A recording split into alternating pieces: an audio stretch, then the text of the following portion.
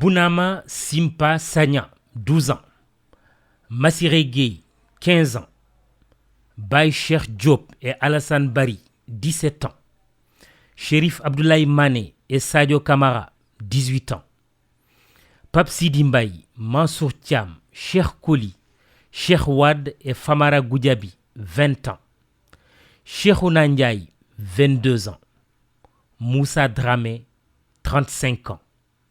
La liste est longue. Il ne s'agit pas de candidats admis à un examen. Il ne s'agit pas non plus de jeunes recrues de l'armée ou du service civique national. À cet âge, c'est tout le mal qui aurait dû leur arriver. Hélas, ces garçons dont le plus âgé n'avait que 35 ans et le Benjamin, 12 ans seulement, ont été tués lors des émeutes de mars 2021. 13, voire 14 personnes, de surcroît à la fleur de l'âge, froidement abattues par la main de l'homme. C'est sans doute un des plus lourds bilans jamais enregistrés dans ce pays en temps de paix. Même Alpha, Delta ou Omicron ont à peine fait pire. Ces morts à leur corps défendant sont bien l'homme de l'année. Y a-t-il eu viol ou pas dans l'affaire Sweet Beauté? Y a-t-il eu complot d'État ou non? Peu importe la question qui est posée. La seule réponse qui vaille, et il faut bien l'affirmer avec rage, Simpa Sagna et ses compagnons d'infortune ont été sacrifiés sur l'autel d'intérêts partisans.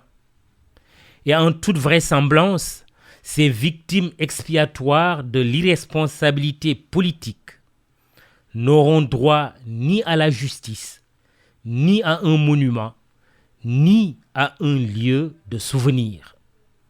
La politique dans ce qu'elle a de pire, c'est-à-dire la soif du pouvoir, les a privés de leur 31 et de la joie de célébrer le nouvel an. Ces jeunes boucliers ou chairs à canon, c'est selon, n'aspiraient pourtant qu'à une chose, vivre. Mais il y a pire sur la planète Mars du Sénégal. Dans une semaine, la campagne pour les élections territoriales du 23 janvier rangera définitivement aux oubliettes les pauvres jeunes gens.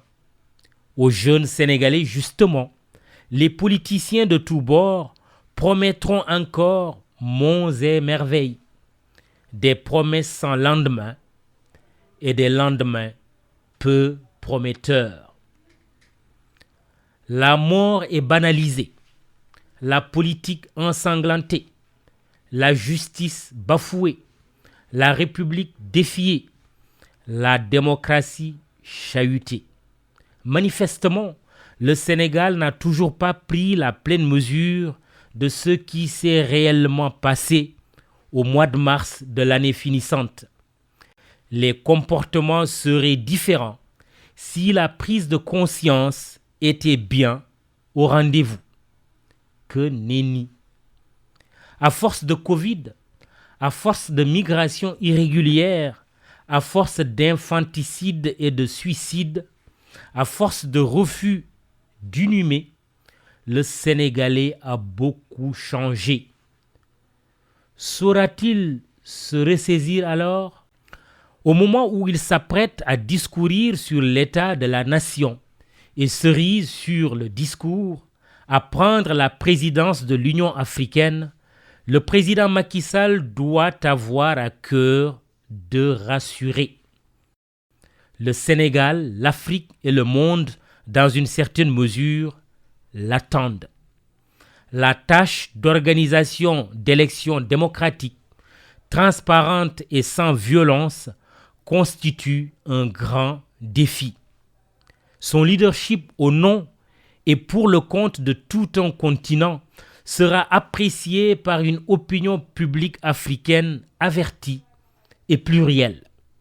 À la veille de la prise des commandes de l'Union africaine, Macky Sall arrive pile à l'heure avec sur terre le TER et dans les airs Air Sénégal. De bons points engrangés et à préserver.